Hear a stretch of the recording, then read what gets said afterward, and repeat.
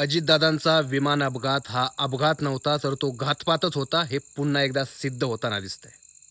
अरे किती दिवस अजितदादांवरती प्रेम करणारे ह्या वेड्या जनतेला तुम्ही येड्यात काढायला बघणार. काय धंदे लावलेत यार तुम्ही.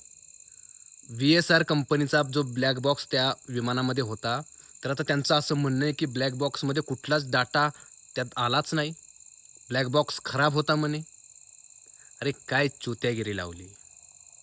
एवढं सगळं धडधडीत खोटं बोलताय आणि जनता ऐकते फक्त. यांच्याविरुद्ध शब्द विचारत नाही, प्रश्न विचारत नाही.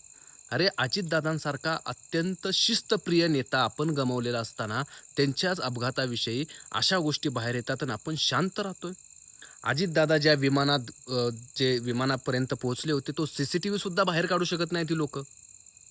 यावरून एकच आहे, की अजितदादांना या सगळ्यामध्ये अडकवलंय. त्यांना प्लॅन करून त्यांचा या पद्धतीनं घातपात केलेला आहे आणि हे जोपर्यंत बाहेर येत नाही, अशा गोष्टी यांना कधीच जनता माफ करणार नाही. जनतेनं बोललं पाहिजे.